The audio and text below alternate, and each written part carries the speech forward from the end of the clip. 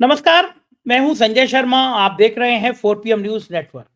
गोदी मीडिया आपको ये समझाने में लगा हुआ है कि विपक्ष खत्म हो गया है, विपक्ष कमज़ोर है, विपक्ष में जान नहीं बची, अब मोदी जी सब कुछ हैं।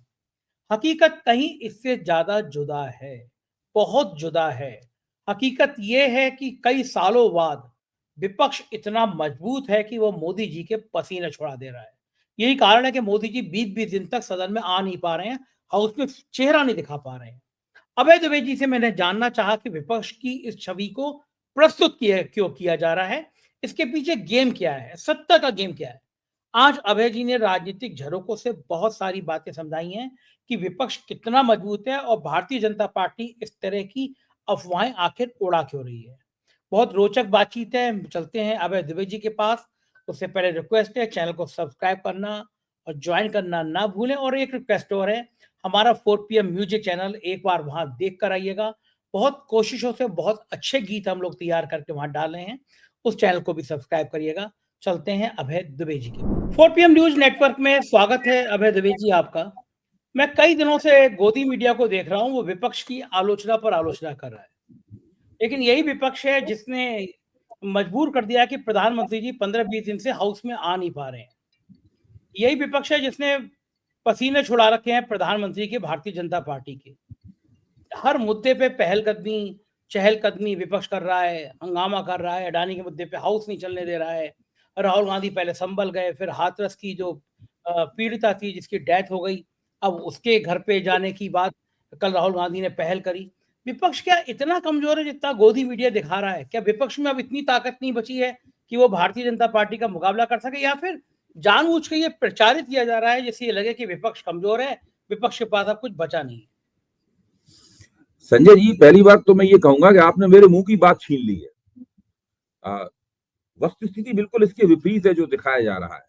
विपक्ष में कुछ मतभेद है, इसमें कोई शक नहीं कि भाई आज के क्षण में राजनीति आज के क्षण में की जाती है। आज के क्षण में कुछ मसलों के ऊपर विपक्ष के नेताओं में मतभेद है। खासतौर से राहुल गांधी किस तरीके से विपक्ष की राजनीति को आगे चलाना चाहते हैं और जो क्षेत्रीय शक्तियां हैं इंडिया गठबंधन में शामिल हैं वो क्या चाहती हैं, उसमें कुछ थोड़ा सा सोच में उनके अंतर है।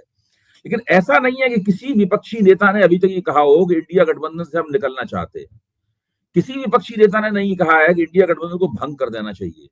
आप देखिए, जब चुनाव आयोग के मुकाबले जो लोग खड़े होते हैं तो इंडिया गठबंधन के तौर पर ही खड़े हो रहे हैं। भाई महाराष्ट्र में जो चुनावी घपले हुए हैं, गड़बड़ियां हुई हैं, उस सवाल के ऊपर जितनी भी शिकायतें हो रही हैं उसमें सारे नेता इंडिया गठबंधन के सदस्य के तौर पर ही अपने आप को पेश कर रहे हैं। वो कोई ये नहीं कह रहा है कि वो अकेली पार्टी के तौर पर वो पेश कर रहे हैं। पहली बात।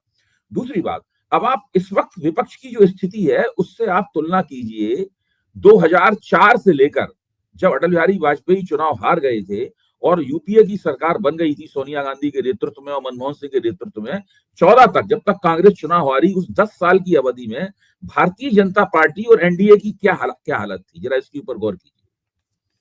उस वक्त हालत ये थी कि राष्ट्रीय स्वयं सेवक संघ जो कहता था उस पर भारतीय जनता पार्टी के नेता कोई गौर नहीं करते थे, और नरेंद्र मोदी तो बिल्कुल गौर नहीं करते थे गुजरात के मुख्यमंत्री के तौर पर। गुजरात में राष्ट्रीय स्वयंसेवक संघ के लोगों को सरकार में घुसने की इजाजत नहीं थी, कोने में खड़े रहते थे। विश्व हिंदू परिषद के नेताओं के लिए नरेंद्र मोदी ने कह रखा था कि ये पर्सोना नॉन ग्राटा है, इनको सरकार में कदम नहीं रखने देंगे। तब ये हालत थी। उस वक्त तक केवल 2 साल हुए थे नरेंद्र मोदी को, 2 या 3 साल हुए थे मुख्यमंत्री बने हुए, तब उन्होंने राष्ट्रीय स्वयंसेवक संघ को बिल्कुल ढक्कन बना दिया था पूर्व गुजरात में। दूसरे, जो केंद्र के भाजपा का जो आला कमान था उसमें अरुण जेटली, सुषमा स्वराज, उमा भारती, लाल कृष्ण आडवाणी के नेतृत्व में, इन सब लोगों में बिल्कुल नहीं पटती थी। आपको वो मशहूर सीन याद नहीं है जबकि भाजपा की मीटिंग में जबकि अध्यक्षता आडवाणी कर रहे थे, उमा भारती गुस्से में पैर पटकती हुई उससे वॉकआउट कर गई थी? आपको वो दृश्य याद नहीं है? भाजपा में यशवंत सिन्हा वगैरह कोई नेता एक लाइन पे सोच ही नहीं रहा था। संघ भाजपा को क्या निर्देश दे ये संघ को पता नहीं था। संघ के सामने ये तय नहीं था कि वो 2014 का चुनाव चेहरे के साथ लड़ेगा या चेहरे के साथ नहीं लड़ेगा। उधर नरेंद्र मोदी लगातार गुजरात से दबाव डाल रहे थे, सारा कारपोरेट लॉबी उनके पीछे खड़ी हुई थी कि इनको भाजपा में प्रधानमंत्री पद का उम्मीदवार बनाया जाना चाहिए। उन्होंने वाइब्रेंट गुजरात का एक पूरा प्रपंच रच रखा था गुजरात में। तो भाजपा की बहुत ही बुरी हालत थी। सदन के अंदर भी ऐसा लगता था कि जैसे कांग्रेस के साथ में एक फ्रेंडली फाइट चल रही हो सुषमा स्वराज की और अरुण जेटली की। सब ऐसा लगता था कि सरकार जितना चाहती है उतना ही उसका विरोध करते हैं। थोड़े बहुत नरेंद्र मोदी के प्रधानमंत्री पद का उम्मीदवार बन जाने के बाद थोड़ा इनके आंदोलन ने जोर पकड़ा, जब सिलेंडर लेके लोग निकले वगैरह वगैरह, ये सब हुआ। उसके पहले की आप हालत देखिए, 2013 के पहले की स्थिति के बारे में सोचिए। भारतीय जनता पार्टी का विपक्ष की सबसे बड़ी पार्टी के तौर पर भारतीय जनता पार्टी का रिकॉर्ड 0 था, डबल 0 था।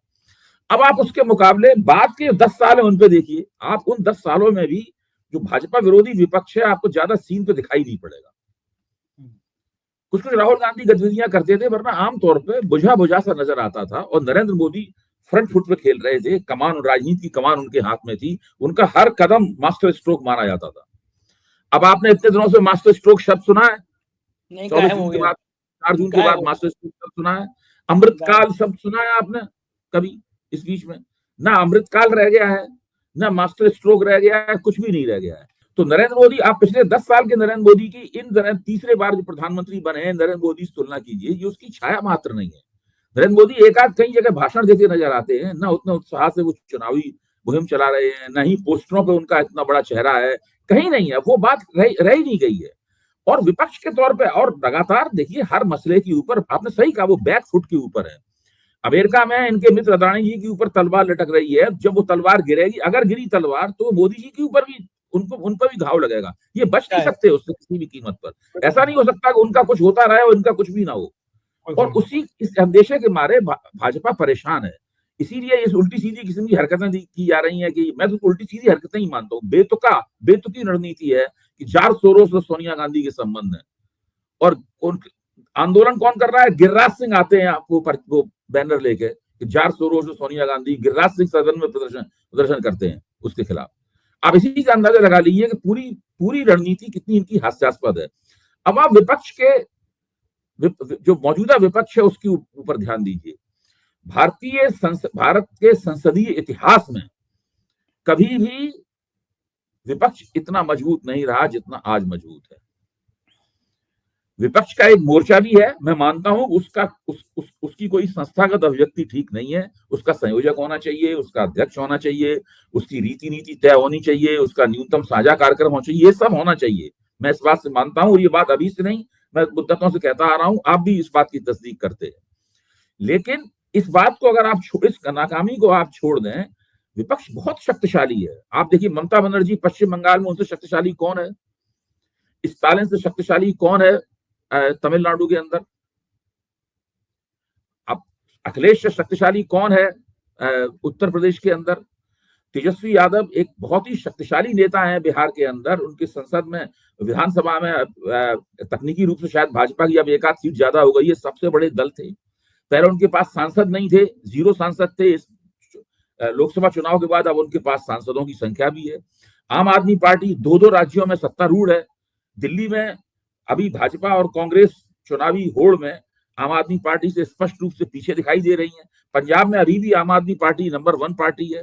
कांग्रेस के 3 राज्यों में बाकायदा सरकार है।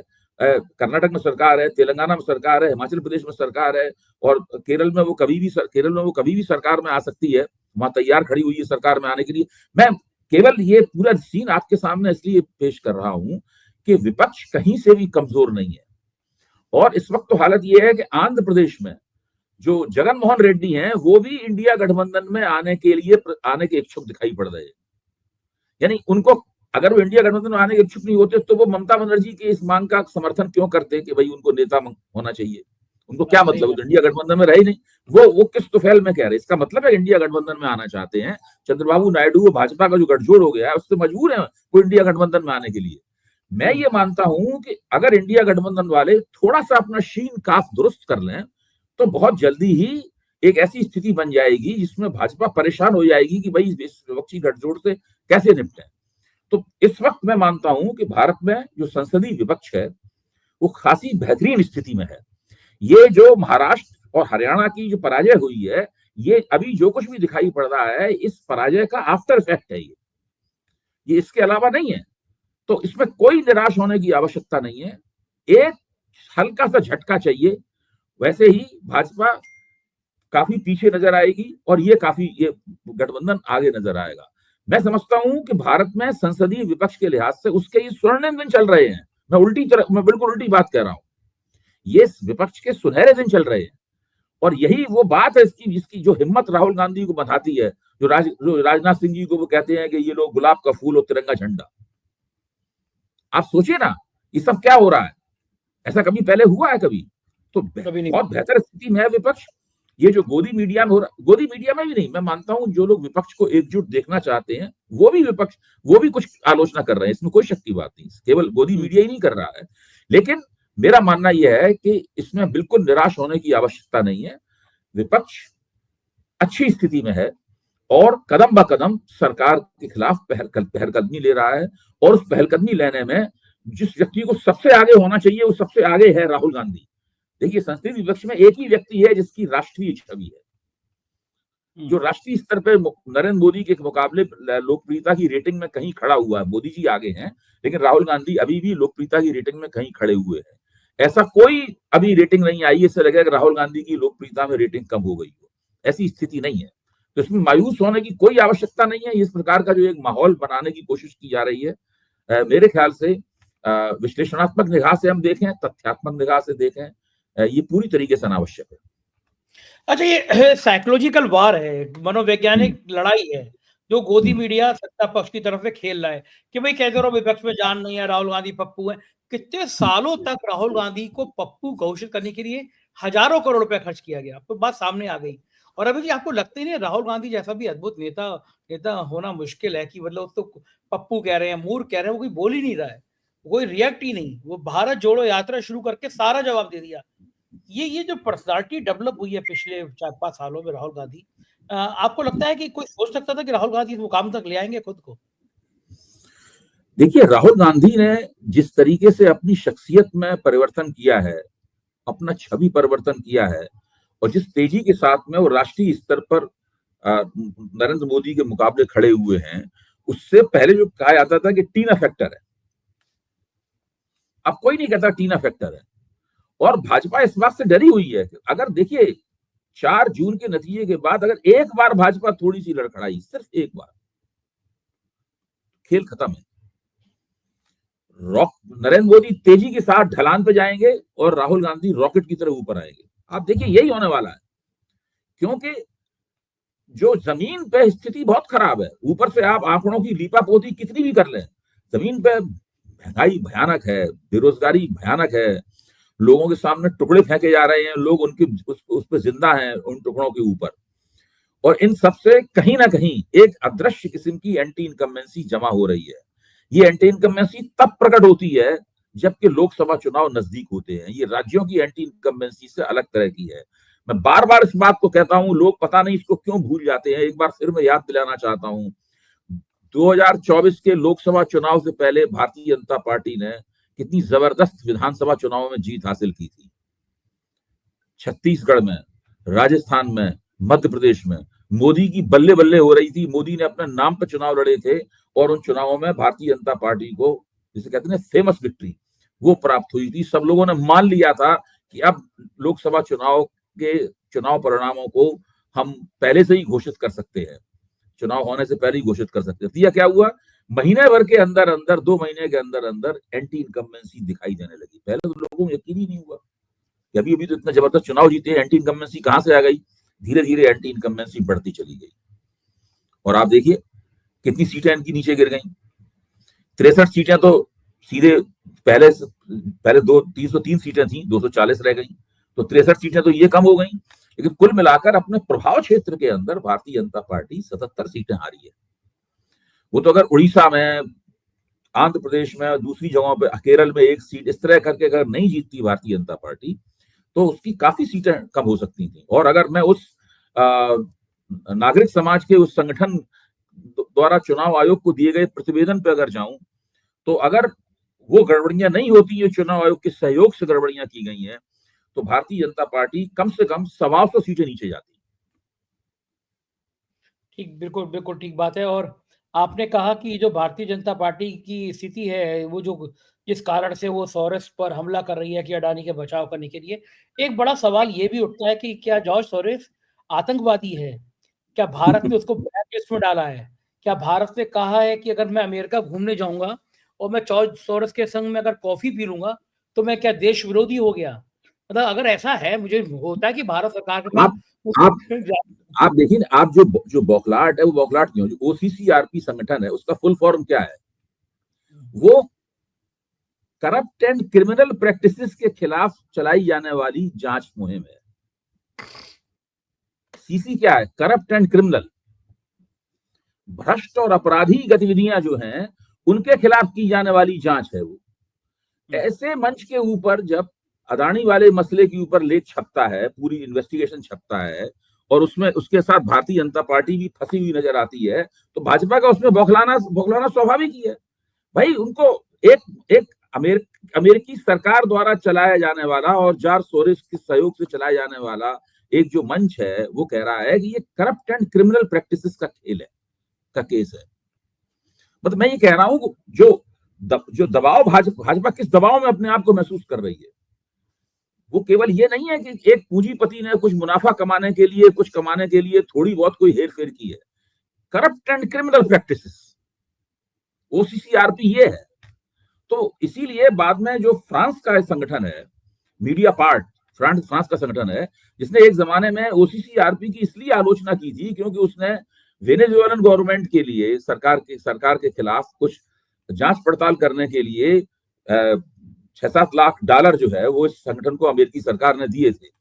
तो जब मीडिया पार्ट ने इस चीज को उजागर किया और भारतीय जनता पार्टी उसको ले उड़ी, इसलिए मीडिया पार्ट ने भी इस बात की आलोचना की है। फ्रेंच संगठन मीडिया पार्ट ने भी आलोचना इस बात की है कि भारतीय जनता पार्टी ने उसके लेख को, जो उसने ओसीसीआरपी की आलोचना में लिखा था, उसको इंस्ट्रूमेंटलाइज किया, यानी अपने पक्ष में उसका बेजा इस्तेमाल किया, जबकि उसमें ऐसी कोई बात नहीं थी उस लेख में जिसका जो भारतीय जनता पार्टी की एजेंडे में फिट हो सकती है।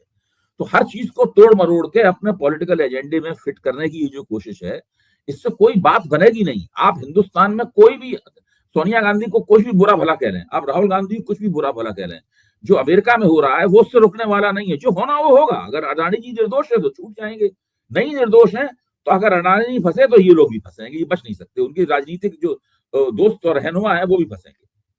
अच्छा, ये जो मेरा सवाल ये था कि जॉर्ज, मैं तो ये जानना चाहता हूँ एक नागरिक होने के नाते कि वो होता है, कल जॉर्ज सोरोस मुझे फोन कर रहे हैं कि संजय जी 4 PM में बहुत अच्छा काम कर रहे हैं आप, हम आपको 2 करोड़ रुपए डोनेशन देना चाहते हैं। हम विधिवत उसका टैक्स काट के पैसे ले लें डोनेशन के रूप में। तो हम तो अवेदी जो बातें आपसे आज कर रहे हैं, वो जॉर्ज सोरोस 100 करोड़ रुपए दे दे तब भी हम बात करेंगे। कोई अच्छा, दुनिया का इंसान 2 रुपए ना दे तब भी हम वही बातें करेंगे। तो ये जॉर्ज सोरोस के आतंकवादी तो है नहीं वो। अगर वो आदमी कांग्रेस ने कहा कि वो सैकड़ों हजारों स्मॉल इंडस्ट्री को, उसने भारत की स्मॉल इंडस्ट्री को फंडिंग की है, नए बिजनेस को फंडिंग की है, तो एक लिस्ट जारी कर दी है सारी स्मॉल स्केल इंडस्ट्री जो जॉर्ज सोरोस की फंडिंग से खड़ी हो रही हैं, वो सब अपराधी है, सब देशद्रोही, बाहर निकालना चाहिए उनको। तो मैं आपसे, आप जॉर्ज सोरोस का तो आपने बिल्कुल ठीक कहा। मैं आपको एक दूसरे इसका एक बड़ा नजारा, बड़ा सीन पेश करता हूँ। वो क्या है, बड़ी तस्वीर क्या है? बड़ी तस्वीर ये है, जब से हिंदुस्तान आजाद हुआ है, आप 50 के दशक देखिए, 47 में आजाद हुआ, 50 के दशक में आ जाइए, 52 में पहला चुनाव हुआ। 50 के दशक से भारत के जितने भी थिंक टैंक, जितने भी रिसर्च ऑर्गेनाइजेशन है भारत में, लगभग सभी पश्चिमी और अमेरिकी पैसे पर चलते रहे। सबको वहां से ग्रांट किसी न किसी रूप में मिली। भारत सरकार, जैसे मान लो Indian institute for public administration है, centre for the study of developing societies में मैंने खुद काम किया है 20 साल तक, वो है। ये सब चीजें ऑन रिकॉर्ड है, छप चुकी हैं, सेमिनार में छप चुकी हैं, सब चीज छप चुकी है। इसमें कुछ भी छुपाने वाली बात नहीं है। भारत का पूरा रिसर्च, सोशल साइंस रिसर्च जो इस संगठनों का तंत्र है, वो अमेरिकी और पश्चिमी पैसे से चल रहा था, चल रहा है। एक और बात मैं बता देता हूं। दूसरे, रिसर्च एंड एनालिसिस विंग जैसा संगठन जो है, जब चक्राता में उसकी उस तरह से स्थापना हुई, उसके बारे में भी सारी चीजें छप चुकी है। वो भी अमेरिकी सहयोग से बना था। तो बहुत सी, विश्व बैंक, ये जो डायरेक्ट बेनिफिट ट्रांसफर स्कीम है, कहां से आई? अब आप जब भाजपाइयों से पूछिए, क्या किसी भारतीय के दिमाग की उपज है? क्या मोदी जी को सपना आया था कि डायरेक्ट बेनिफिट, प्रधानमंत्री बनते ही सबसे पहले हम जनधन खाते खोलेंगे? नहीं। ये जो मनमोहन सिंह सरकार थी, उसको विश्व बैंक ने और आईएमएफ ने समझाया था कि आप ये डायरेक्ट बेनिफिट स्कीम का पूरा आधार तैयार कीजिए। सारे की सारी नीतियां, सारे के सारे कार्यक्रम जिनको मोदी जी अपने नाम से पेश कर रहे हैं, वो सारे के सारे वहीं से आए हैं, पूरे के पूरे। ये सब जो, ये केवल एक क्षुद्र किस्म का राजनीतिक स्वार्थ पूरा करने के लिए झूठ बोल रहे हैं, लोगों को गुमराह कर रहे हैं, और जो ऐतिहासिक तथ्य हैं उन तथ्यों को पृष्ठभूमि में ढकेलने की कोशिश, अदृश्य करने की कोशिश कर रहे हैं। इसके अलावा और कुछ नहीं है। जॉर्ज सोरोस तो केवल एक व्यक्ति हैं। अच्छा, अभी इस घटना से पहले जॉर्ज सोरोस के नाम पर अगर जॉर्ज सोरोस ही कह देते कि भारतीय सबसे ज्यादा का भविष्य उज्जवल है, वो जल्दी ही दुनिया की टॉप, आप पिछले 10 साल में देख लीजिए जॉर्ज सोरोस के कितने बयानों पे भारतीय जनता पार्टी के लोगों ने खुशियां मनाई है, वो रिकॉर्ड भी देख लीजिए। अच्छा, ये वहाँ ये भी तो हुआ है जॉर्ज सोरोस के आप रिकॉर्ड देखिए ना, जॉर्ज सोरोस के कितने बयानों पे इन लोगों ने खुशियां मनाई है। भाई, जॉर्ज सोरोस एक बहुत बड़ी वित्तीय ताकत है, एक व्यक्ति के तौर पर एक बहुत बड़ी वित्तीय ताकत है। अगर वो कोई बात कहते हैं तो पूरी दुनिया में उनकी बात सुनी जाती है। जैसे एलन मस्क है, उसमें जॉर्ज सोरोस भी है, लगभग उसी स्तर के, उनकी कोई बात सुनी जाती है। अब वो कहेंगे भारतीय अर्थव्यवस्था का भविष्य बहुत उज्जवल है, तो भाजपा वाले तो फौरन कीर्तन करने लगेंगे कि जॉर्ज सोरोस ने कहा है। हाँ। अच्छा, ये बातें जो अपने ऊपर लागू होती हैं तो वो अच्छी होती है। जैसे हमारे प्रधानमंत्री जी विदेश से लौटते लौटते अचानक पाकिस्तान में जहाज उतार दें और नवाज शरीफ को हैप्पी बर्थडे कहने लगे, फिर भाई लोग कहने लगे कि ये तो अचानक उसी समय प्लान आया था दिमाग में, प्रधानमंत्री जी ने कहा कि आज बढ़िया कूटनीति का पर्चा देते हैं, उतार दो जहाज। लेकिन बाद में पता चला कि जहाज के अंदर तो गिफ्ट भी रखे हुए थे, तो यानी पहले से प्लान था कि हैप्पी बर्थडे कहना है। तो प्रधानमंत्री पाकिस्तान में, सालों बाद कोई प्रधानमंत्री अपना पाकिस्तान गया था, तो जब ये प्रधानमंत्री जी पाकिस्तान जाएं, जब हमारे बाकी लोग काला चश्मा पहन के जाएं, गोदी मीडिया उस काले चश्मे पे चर्चा करने लगे, तो अच्छा। और कोई अगर कांग्रेस का नेता पाकिस्तान के किसी आदमी से बात कर ले तो वो गुनाहगार, जैसे जॉर्ज सोरोस से अगर कोई बात कर ले वो गुनहगार। ये दोहरी नीति ये लोग लाते कहाँ से होंगे? इतना मजबूत कलेजा कहाँ से देखिए, बनाते होंगे? इसमें आपने बिल्कुल जो बात कही बिल्कुल ठीक है, मैं उससे सहमत हूँ। मैं केवल आपकी बात कर रहा हूँ, जब नरेंद्र मोदी प्रधानमंत्री बने तो नरेंद्र मोदी ने सोचा कि 2 देश ऐसे हैं जिनसे भारत की शत्रुता है, एक है पाकिस्तान और एक है चीन। अगर मैं कोई असाधारण कदम उठाकर, कोई तिलिस्मी किस्म की चाल चल के किसी तरीके से इन दोनों देशों के साथ में कोई बड़ा ब्रेक थ्रू कर दूं, कहीं आइस ब्रेक हो जाए, कहीं कोई नई जमीन में तोड़ दूं, किसी तरीके से दोनों के संबंध हो जाए, तब तो मैं विदेश नीति के मामले में नए झंडे गाड़ दूंगा। और नरेंद्र मोदी की आदत भी है कि बड़ा कदम उठाना चाहते हैं, धमाकेदार। ये सब भले ही पूरा हो या ना हो, जो बुलेट ट्रेन है वो भी एक धमाकेदार कदम है, इसका धमाका आज तक हुआ ही नहीं है कोई। इसी तरह पाकिस्तान में जब हवाई जहाज लेकर गए थे बिरयानी खाने के लिए या गिफ्ट देने के लिए, हैप्पी बर्थडे बोलने के लिए, तो वो भी एक धमाकेदार कदम था। जब उन्होंने चीन के राष्ट्रपति को यहाँ बुला के झूला झुलाया था, वो भी एक धमाकेदार कदम था। चाय बना के, हाथ से चाय बना के पिलाई। हाँ, कुछ वो, या जब बराक ओबामा के सामने बराक कहकर और 10 लाख का सूट पहन के जो बातें की थी, ये 3-4 कदम ऐसे थे जिससे नरेंद्र मोदी ने ये सोचा था कि हम ये समझ लिए ये उनकी विदेश नीति के क्षेत्र में चलाई गई बुलेट ट्रेन है जो पूरी नहीं होती है। हाँ, विदेश नीति के क्षेत्र में चलाई गई उनकी नरेंद्र मोदी की बुलेट ट्रेन है जो चली नहीं, जिनकी पटरी भी नहीं बन पाई है आज तक। और आज इस वक्त सबसे ज्यादा कमजोर स्थिति में जो क्षेत्र है वो विदेश नीति है। सही बात। जब मुझे याद है 2014 में बने थे प्रधानमंत्री जी, पहली बजट में, जहां मुझे एक्यूरेट रकम याद नहीं है, 100-150 करोड़ से ज्यादा की थी, वो बुलेट ट्रेन के लिए आरक्षित की गई थी कि ये रुपया बुलेट ट्रेन के लिए। उसके बाद कई बजट में बुलेट ट्रेन के लिए। अब तो 10 साल हो गए, तो विपक्ष पूछता नहीं है कि वो बुलेट ट्रेन कहाँ चली थी। पूछते हैं, अभी अश्विनी वैष्णव से शुरू में पूछी गई थी ये बातें।